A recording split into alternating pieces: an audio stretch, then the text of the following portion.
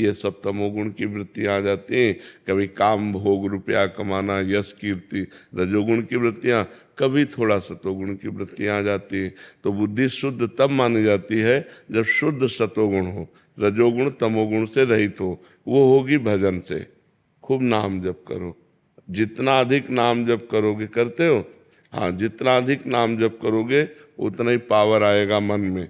हम गलत आचरण भूल करना, अगर थोड़ी भी गलती हो जाएगी तो असह्य पश्चाताप होगा कि यार मेरे से क्यों हो गई, तो बड़ी गलती फिर हो ही नहीं सकती। जी। कपिल जी, रोहतक, हरियाणा से। सही। श्री हरिवंश महाराज जी, प्रेम में भक्ति होनी चाहिए या भक्ति में प्रेम? भक्ति से प्रेम होता है, भक्ति से प्रेम होता है। भक्ति ही सर्वांग जब भगवान की जाती, 64 प्रकार के भगवान की भक्ति के अंग वर्णन किए गए हैं, शास्त्रों में लिखे हुए हैं। 9 प्रकार की भक्ति की जाए, 64 अंगों से युक्त हो, तब उसमें प्रेम प्रकाशित होता है। तो जो हमारा श्रवणम कीर्तनम स्मरणम विष्णुपाद सेवनम अर्चनम वंदनम सख्य दास्य आत्मनिवेदनम, भगवान की 9 भक्ति की जाए तो इससे हमारे अंदर भगवान की 10धा प्रेम लक्षणा भक्ति जागृत होती। भक्ति साधन भी है और भक्ति साध्य भी है। साधन भक्ति साधन है और साध्य भक्ति प्रेम है। जब प्रेम के द्वारा भगवान का नाम जप किया जाता है, प्रेम के द्वारा भगवान की कथा सुनी जाती है, प्रेम के द्वारा भगवान की अर्चना वंदना की जाती है, तब वो अलग होती है। पहले प्रेम प्राप्ति के लिए हमारी अर्चना वंदना नाम कीर्तन भजन साधन होता है। ये साधन भक्ति। किसका प्रश्न है? हाँ, तो ये साधन भक्ति है। साधन भक्ति से भाव भक्ति प्रेम भक्ति की प्राप्ति होती है। बिना भक्ति के प्रेम कैसे जागृत हो जाएगा? ईशु सिंह जी, राधे राधे राधे महाराज जी, मैं ईमानदारी से जीने, दूसरों की मदद करने और गलत रास्ते पर नहीं चलने का प्रयास कर रहा हूँ, लेकिन मुझे लगातार दर्द, उसमें महाराज जी पूरा कहानी लिखा है इन्होंने, फिर आगे लिखा है मेरी आत्मा अभी थक चुकी है, लेकिन ये सबकी आत्मा फंसी हुई है, तुम्हारी नहीं है। कोई बिरला ही जीवन मुक्त होता है, नहीं सब माया में फंसा हुआ है। और ये जो हमें आज है कि हम बहुत अच्छे आचरण से चलते हैं और हम कोई अधर्म आचरण नहीं करते, फिर भी हमको दुख मिलता है, ये हमारे पूर्व कर्मों का फल है, भोगना पड़ता है। इसीलिए संभाल के कर्म करना चाहिए। कर्म बिना भोगाए नष्ट नहीं होता। या तो भगवत प्राप्ति हो जाए तो सब नष्ट हो जाए, नहीं तो फिर अवश्य में बड़े बड़े संतों को भोगना पड़ता है। जो बिल्कुल पाप नहीं करते हैं, बहुत सही ढंग से चलते हैं, उनको भी भोगना पड़ता है। किसका प्रश्न है? हाँ, तो ये बात समझ लो। तो इससे अच्छाई ना छोड़ो, जो अच्छे आचरण कर रहे हो वो यथावत करते रहो, दूसरों की भलाई करते रहो। तुम्हें जो कष्ट मिले उसे तुम सह जाओ, तो तुम्हारा नया व्यापार, नई खेती बहुत बढ़िया है। पुराना जो पाप कर्म है वो नष्ट हो जाएगा, तो आगे आपको बहुत सुख मिलेगा। अगर अगला जन्म भी हुआ तो बहुत अच्छे कुल में, बहुत अच्छी सुख साम्राज्य में, और बुद्धि भी शुद्ध रहेगी। तो दूसरों की भलाई करने जैसा धर्म नहीं है, पर साथ में नाम जप करते रहो। नाम जप करते हुए दूसरों की भलाई करते रहो, तुम्हारा मंगल ही होगा, कभी अमंगल नहीं होगा। अगर दुख आ रहा है तो हमारे पूर्व कर्मों से आ रहा है। बड़े बड़े संतों को कष्ट भोगना पड़ा है, किसी के कैंसर, किसी के ये, तो पूर्व जन्मों का पाप जो है वो भोगना पड़ा है।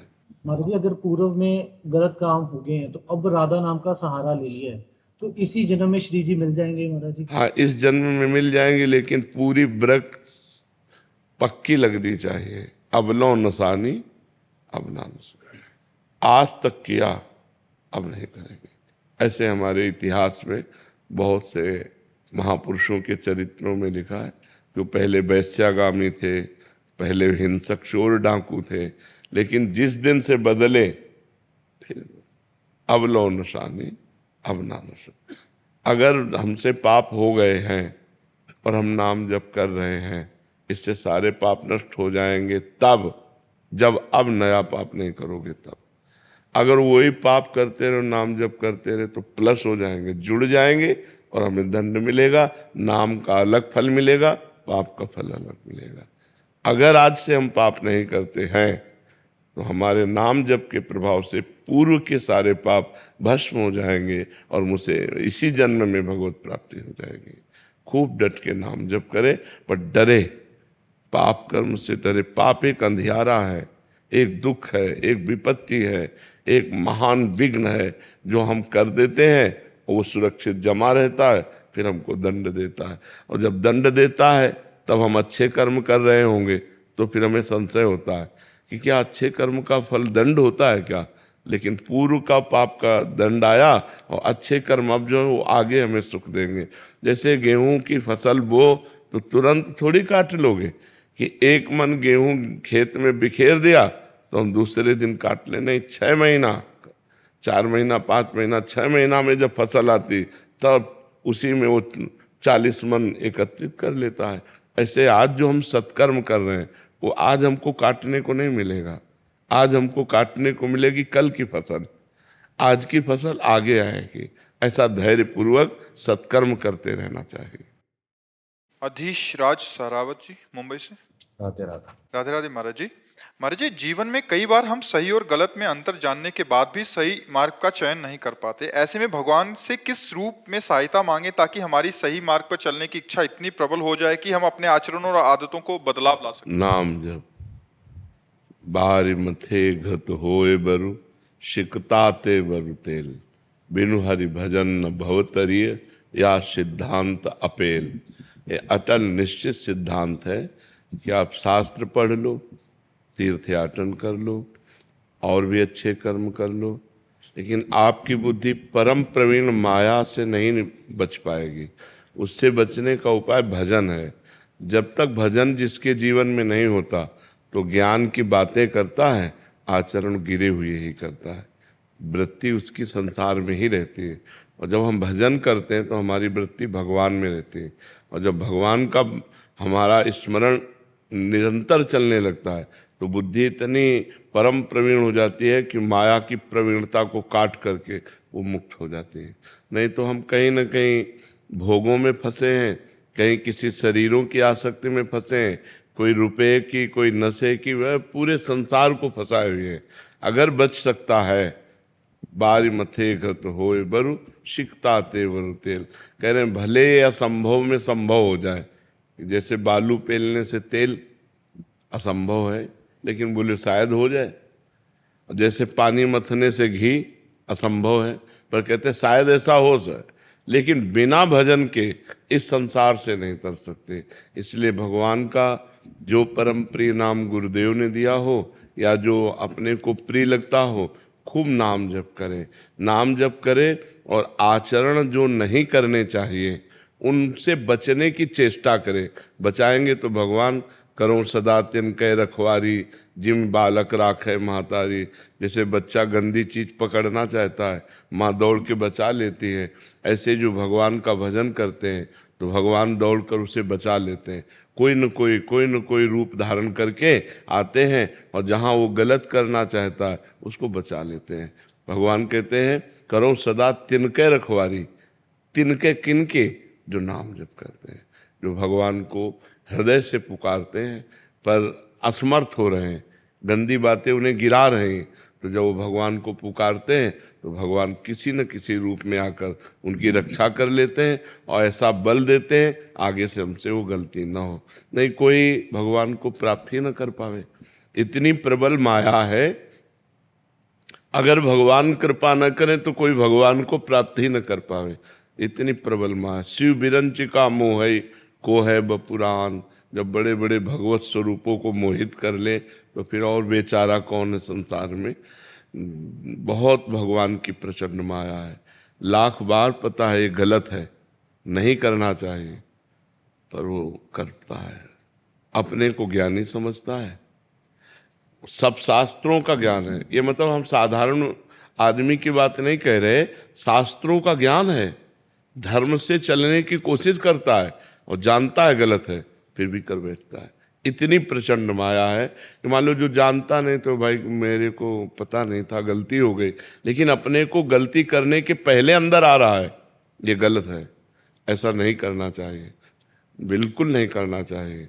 और वो ये सब अंदर चलते हुए भी वो गलत ही चला जाएगा यदि उसके अंदर भजन नहीं है। और भजन बल है तो फिर नहीं, फिर तो ऐसे हो जाएगा। जैसे कोई गंदा खाद्य बमन आदि क्यों खाना चाहेगा, ऐसे वो अधर्म के आचरण नहीं करेगा। अधर्म के आचरणों से ऐसे बचेगा जिसके अंदर भजन चल रहा है, और भजन नहीं चल रहा तो फिर सब बेकार है।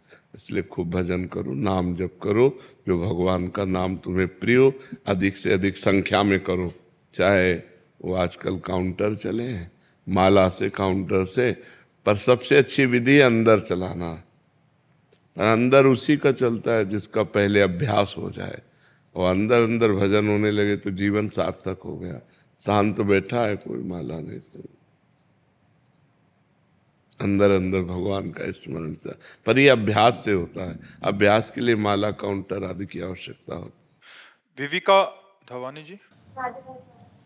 महाराज जी राधे राधे। महाराज जी, यदि शारीरिक पीड़ा भी कर्म फल है तो दीर्घ पीड़ा में आस्था और धैर्य कैसे बनाए रखें? नाम जप करते हुए जब हम भगवान का आश्रय लेते हैं तो हमें बल आता है। जैसे इससे ज़्यादा दीर्घ पीड़ा क्या होगी, दोनों किडनी फेल हैं, डायलिसिस होता है। अब जब तक जिएंगे आखिरी श्वास तक ये पीड़ा हमको भोगनी पड़ेगी। तो दीर्घ पीड़ा है, लेकिन भगवान का भरोसा है और भगवान का नाम जप है, तो उससे हिम्मत आ जाती है। हम आप लोगों के सामने बैठ कर के भगवत चर्चा कर पाते हैं। तो नाम जप से और भगवत आश्रय से, ये दो बातें होनी चाहिए, भगवत आश्रय और नाम जप। तो हर कष्ट सह सकते हो, क्योंकि प्रेम में कष्ट सहने का बल होता है। जब हम भगवान से प्रेम करते हैं तो हम शरीर के द्वारा जो भोगे जाने वाले कष्ट हैं उनसे हम ऊबते नहीं तो अभी हम डिप्रेशन में चले जाएं कि यार कब तक, मतलब बुखार हो, जुखाम हो, 2 दिन 4 दिन ठीक हो, और 20 वर्ष हो गए भोगते हुए, 20 वर्ष हो गए, दोनों किडनी खराब हुए, और वो डाउन पे डाउन होती चली जाती है। लेकिन हमें सही पूछो तो कोई परेशानी नहीं, बाहरी ये सब परेशानियां हैं, अंदर से हम बहुत प्रसन्न हैं, बहुत सुखी हैं, आनंदित हैं, तभी ये दिनचर्या चल पाती है। तो ये आनंदित होना, दुख में सुखी होना, बड़ा अच्छा लगना, ये भगवान के बल से है। तो बड़े से बड़े दुख को हम आनंद पूर्वक तब सह सकते हैं जब हमारा मन प्रभु से जुड़ा हो, प्रिया प्रीतम से जुड़ा हो। मन प्रियाजू के चरणों में है तो शरीर दुखी है तो उसको सह रहे हैं। अगर मन इसमें लग जाए तो घबराहट पैदा हो जाए। अब ये एक बार होना हो तो चलो हिम्मत कर ले, अतरे दिन रोज ये सब तो कितना बड़ा मतलब कष्ट का विषय है। लेकिन आपसे सच्ची कहते हैं, हर कष्ट आनंददायक होता है। जब डायलिसिस में कष्ट होता है और उस समय जब नाम चलता है तो नाम में आनंद आ रहा है, शरीर कष्ट में कोई परेशानी नहीं।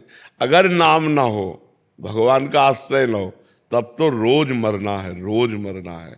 जैसे हम भगवत आनंद में रहते हैं तो शरीर भी इतना बुरा असर नहीं पड़ता शरीर के ऊपर कि वो मुरझा जाए, वैसे एकदम आनंदित रहता है। तो ये कला हम सबको सिखाना चाहते हैं, क्योंकि मनुष्य जीवन में सुख और दुख दोनों का योग आता है। जब दुख आवे तो चित्त भगवान में रखो, बच जाओगे दुख से, निकल जाएगा दुख, बड़ी बड़ी समस्याएं नष्ट हो जाती हैं। अगर भगवान से चित्त नहीं जुड़ा, प्रभु से चित्त नहीं जुड़ा, तो हम संसार की समस्याओं में पिस जाएंगे। तभी लोग डिप्रेशन में हो जाते हैं, परेशान हो जाते हैं। अगर भगवान में चित्त जुड़ा है तो डिप्रेशन नहीं आ सकता, हृदय आनंदित रहेगा कि यार हर समस्या भगवान समाधान कर सकते हैं। अगर वो हमें दुख भोगा रहे हैं तो कोई मंगल है, हमारे पापों का नाश हो रहा है, लेकिन है ना प्रभु, प्रभु हैं, इस बात से बड़ा आनंद रहता है। मेघा जी जयपुर से। राधे राधे। राधे राधे महाराज जी। महाराज जी, मेरा प्रश्न है कि मुझ जैसे जन जो शहर में रहते हैं जहाँ संत सेवा एवं उनका संग ना मिले, तो कैसे रसिक महापुरुषों की सेवा सुख पाएं और जीवन का कल्याण हो जाए, उसके दुर्लभ संग। वैसे बहुत सुविधा है आजकल, तो YouTube से संतों का सत्संग सुन लो, और संतों की आज्ञा का पालन करना ही सबसे बड़ी सेवा है।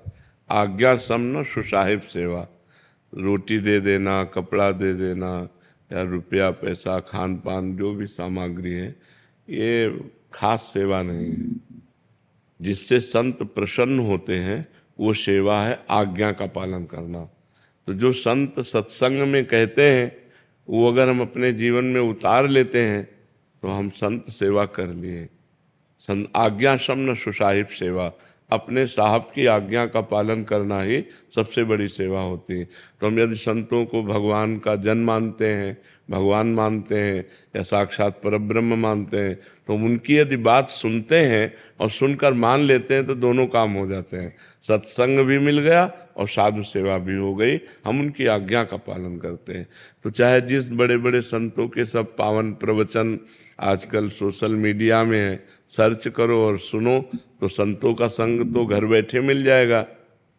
और सेवा उनकी आज्ञा का पालन कर रहे हैं, नाम जप कर रहे हैं, संत सेवा हो जाती है। अब जैसे एक आदमी हमको रोटी दे, हमको कपड़ा दे और हमारी आज्ञा का उल्लंघन करे तो हमको पाई भर नहीं जमेगा। और एक आदमी हमको कुछ नहीं देता लेकिन हमारी आज्ञा का पालन करता है, वो हमें सबसे प्यारा लगेगा। क्योंकि शरीर का पोषण, कपड़ा, वस्त्र, ये तो भगवान सबकी व्यवस्था की है, तुम्हें एक निमित्त बना दिया, तो जिससे प्रसन्नता हो वही सेवा।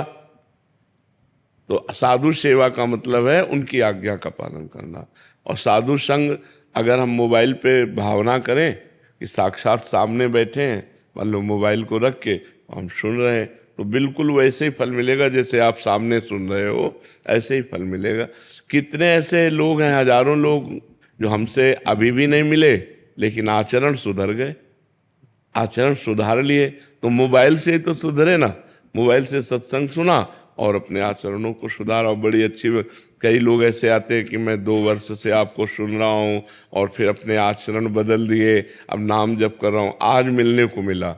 मतलब सुधार 2 वर्ष से शुरू हो गया और मिले आज आकर के। तो मोबाइल ने तो सुधार किया, मोबाइल से सुना, अपने आचरणों को सुधार किया।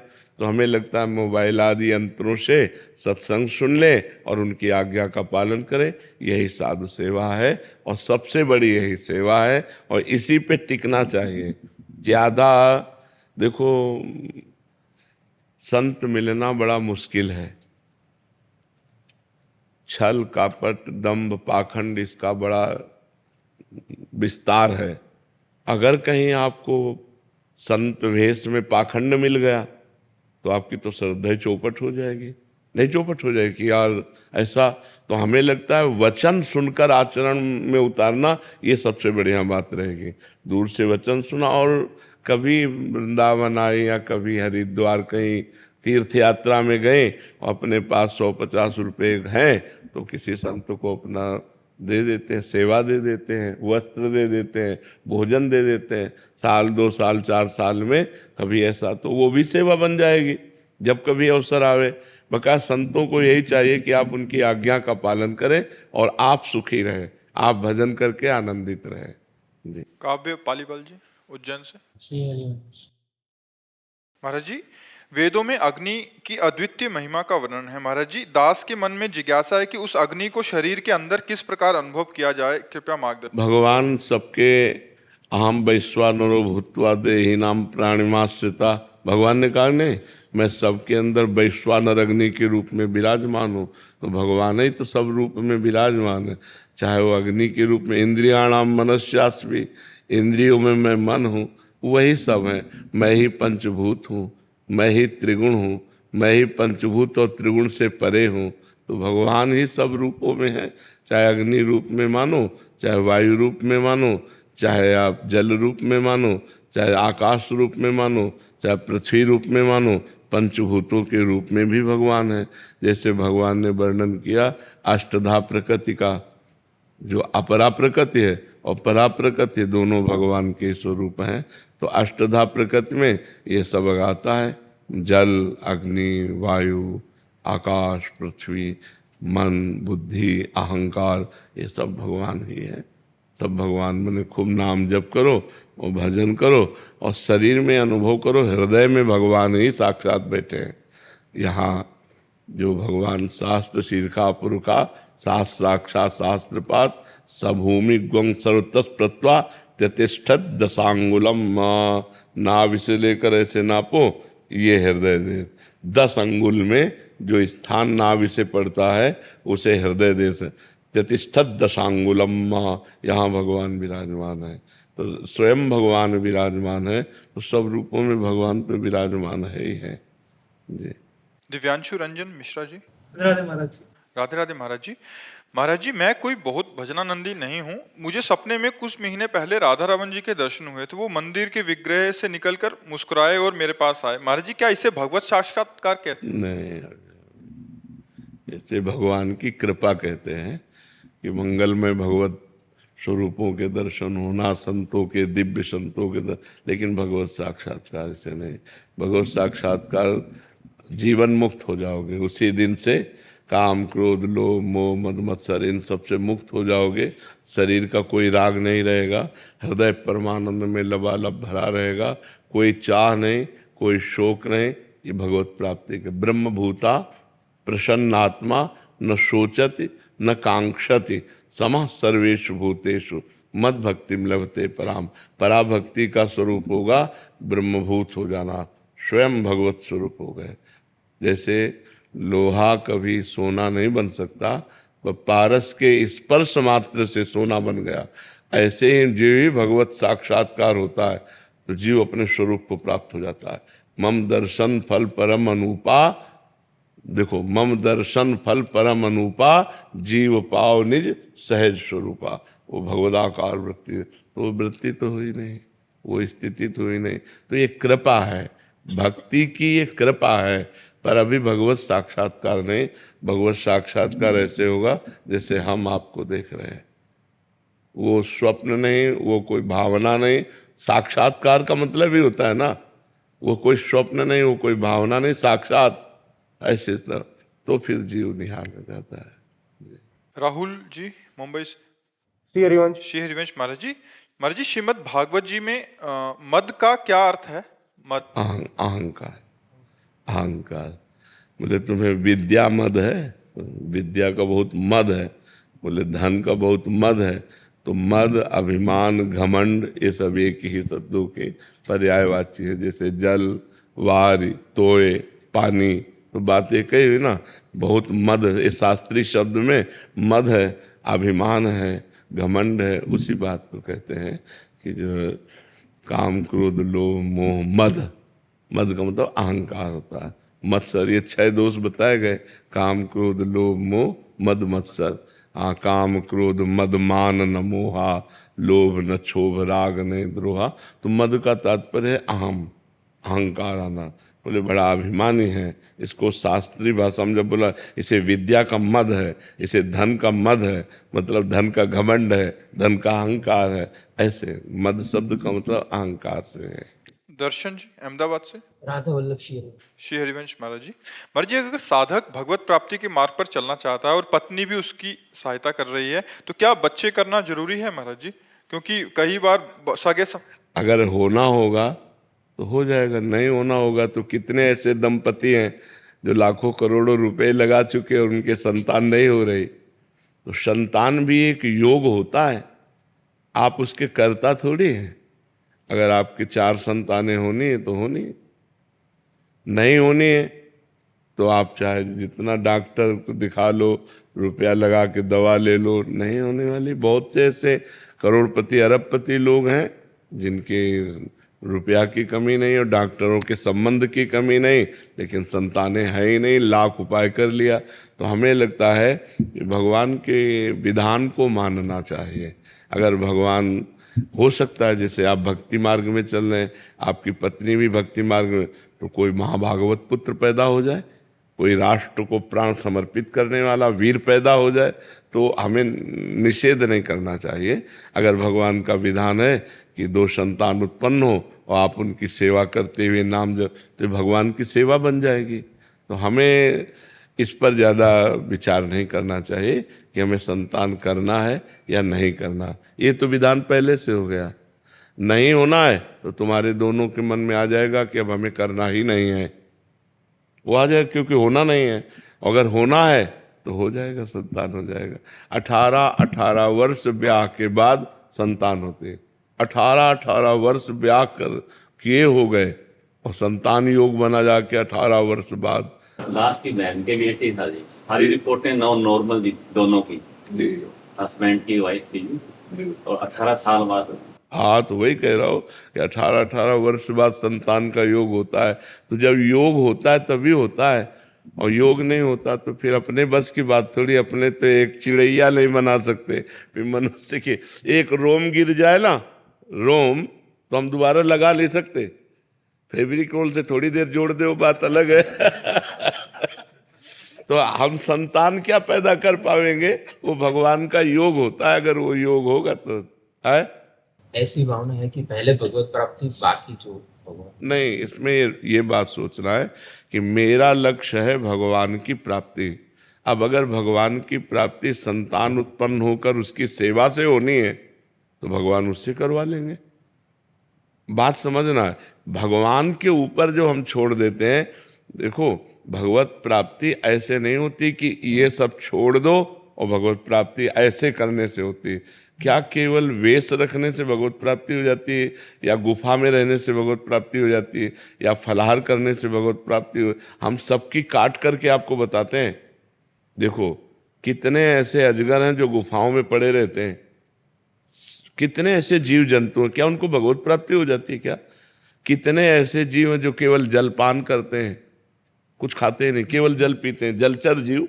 कितने ऐसे पक्षी हैं जो केवल फल खाते हैं। भगवान की प्राप्ति केवल भगवान के भजन से होती है। ये सब क्रियाएं सहयोगी हो सकती हैं, लेकिन इनसे भगवान की प्राप्ति नहीं होती। देखो चक्रवर्ती सम्राट महाराज अम्बरीश जी थे, उनकी रानियां थी, पुत्र थे, सब परिवार था। जनक जी थे, परम ज्ञानी महापुरुष थे, जिनके विरक्त शिष्य श्री सुखदेव जी महाराज शिष्य बने। वो गृहस्थ में रहते हुए जनक जी कितने बड़े महापुरुष हुए। तो हमें लगता है कि हमें इस भगवान से प्रार्थना करनी चाहिए कि आप जिसमें खुश हो वही आचरण मेरे से हो। अगर संतान उत्पन्न हो करके उसके पालन पोषण में आप खुश हो तो आप ऐसा करवा दो, और अगर नहीं खुश हो तो आप बिल्कुल मत करवाओ। हे नाथ, मेरे जीवन का लक्ष्य है आपकी प्राप्ति। आप जैसे प्राप्त हो जाते हो वो सुगम मार्ग मुझे दे दो। मुझे कुछ पता नहीं कि आप कैसे प्राप्त होते हो, आप जैसे प्राप्त होते हो वैसे मुझे मार्ग दे दो, ये मुझे अच्छा लगता है। जोई जोई प्यारो करे सोई मोहे भावे। टीना जी भरतपुर से। राधे राधे महाराज जी। महाराज जी एक दुविधा है, जैसे हम पूजा पाठ आरती या माला जप करते हैं तो उसी दौरान बीच में अगर कोई बाधा, किसी की आवाज देना, दरवाजे पर किसी का आना, बच्चे का रोना आए तो हम निरंतर पूजा करते रहना चाहिए, बीच में पूजा रोककर नहीं, अपने से पूज्य जन आने पर पूजा रोक देनी चाहिए। ऐसे जन साधारण की बात तो अलग है। जैसे अपने पूज्य वयोवृद्ध कोई संत अतिथि कोई अपने पूज्य जन आ रहे हैं तो फिर भगवान को प्रणाम करके पूजा रोककर उनका आदर करे, उनको बैठा ले, उनको जलपान की व्यवस्था करे, फिर उनसे प्रार्थना करें कि हम पूजा कर रहे थे, यदि आपकी आज्ञा हो तो पूजा पूरी कर लें। पर उसकी पहले आदर, कोई संत आ जाए, कोई अतिथि आ जाए, माता पिता वयोवृद्ध बूढ़े कोई आ गए तो उनका पहले स्वागत करें। जन साधारण की बात अलग है। जैसे घर में बच्चा रोने लग जाए, उसी समय हम अकेले हैं और कोई आवाज दे दे, किसी चीज के लिए हमसे पूछ ले, प्रश्न कर ले, हाँ तो उत्तर दे देना चाहिए और पूजा छोड़कर बच्चे को संभालना चाहिए। बच्चे में भगवान है, वो असंतुष्ट हो रहे हैं, यहाँ तो मूर्ति में भगवान है, वो तो चैतन्य भगवान है। तो चैतन्य भगवान को पहले दूध पिलाए, दुलार करे और फिर अपने भगवान की आकर पूजा करे। सही पूछो ना, जब ये भावनाएं बनने लगती है ना तो सब में हमारे भगवान है। उस समय कोई पूछ रहा है तुमसे तो भगवान ही पूछ रहे, राधा, और उत्तर दे दिया, फिर राधा, फिर अपनी सेवा। भक्त का स्वभाव बड़ा सरल होता है, भक्त मंडन है।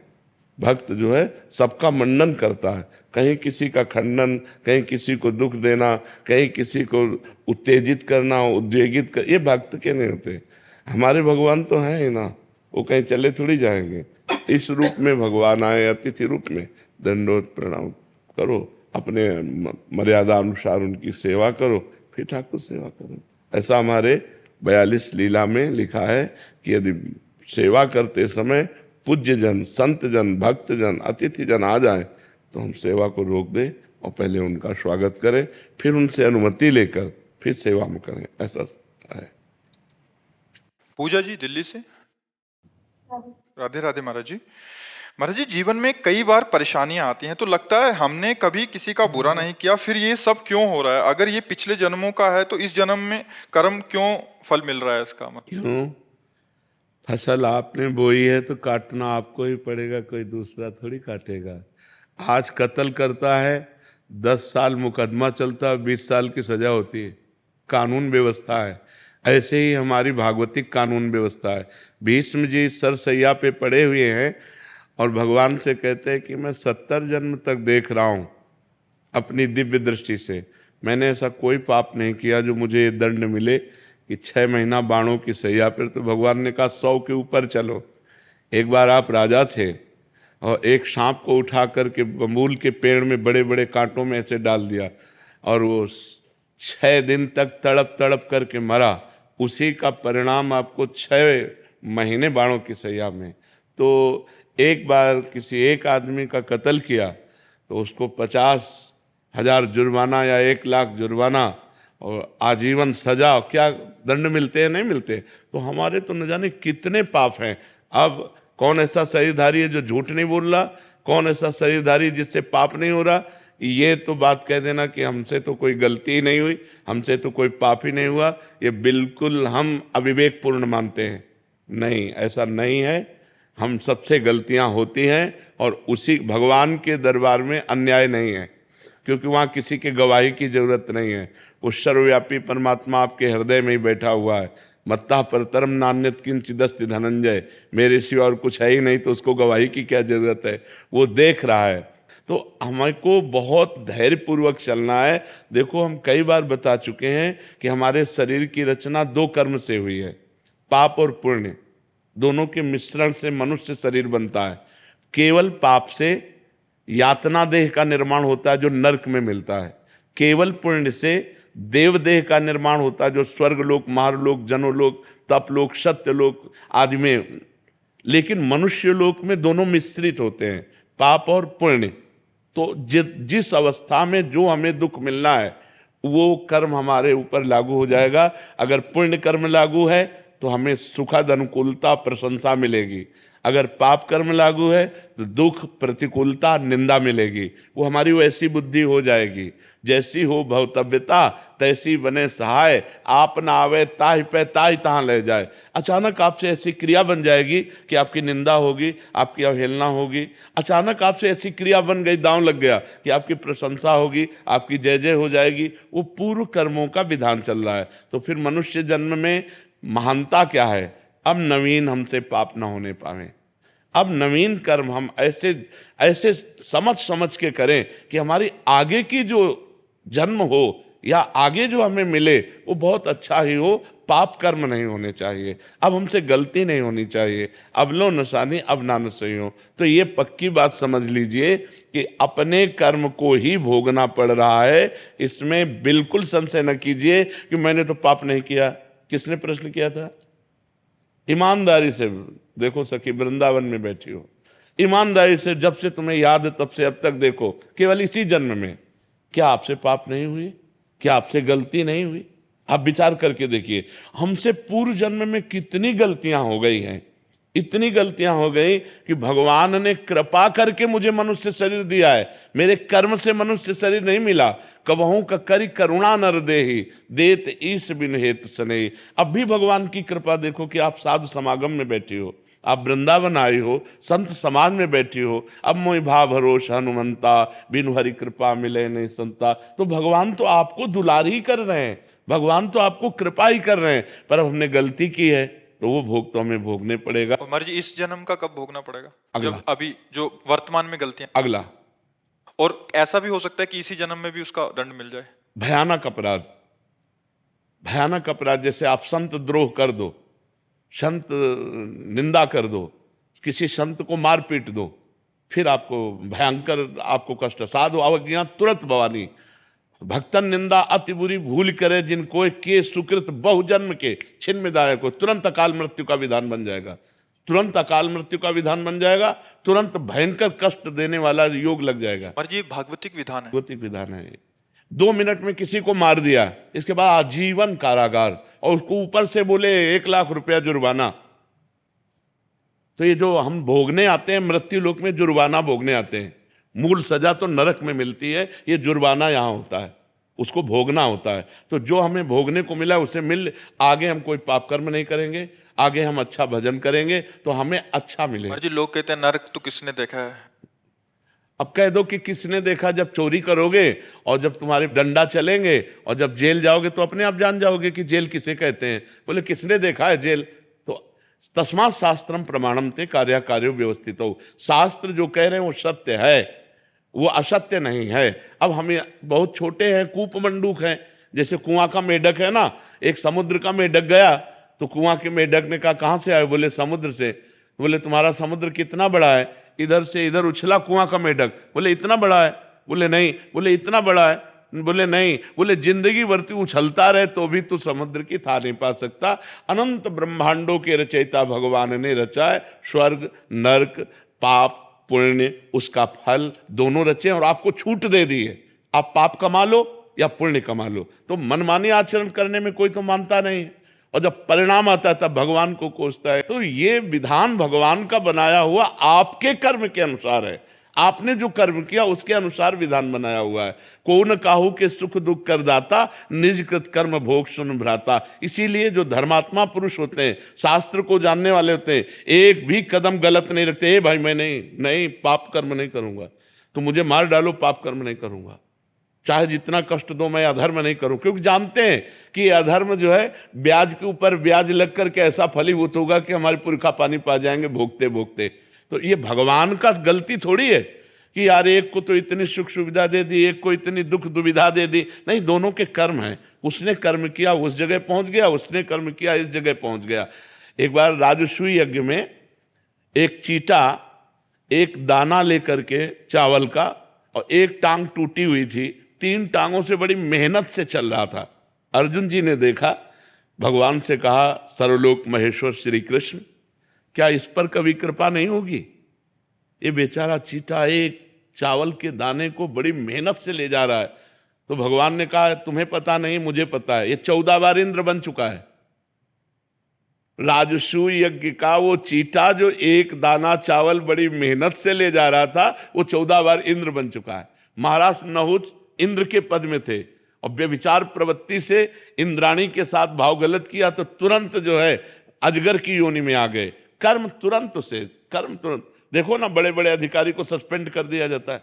आप अपने कर्म जहां उत्तम किए तो आप चढ़ते चले जाएंगे। बुद्धिमान वही है जो सुख दुख को भोग कर भजन करते हुए नया पाप न करे और अपने जन्म को भगवान में समर्पित कर दे। यहां का यश कितने मिनट का? जब तक तुम्हारा शरीर छूटा कौन पूछता है यार? तुम चाहे जिस पद में हो और चाहे जितने बड़े यशस्वी हो, तुम्हारे मरने के बाद यहाँ जब भगवान का नाम नहीं ले रहे लोग तो तुम्हारा नाम कहाँ से लेंगे? और तुम्हारे साथ जाएगा क्या? यहाँ का बैंक बैलेंस, यहाँ की वाह, यहाँ की तुम्हारी पत्नी पुत्र परिवार।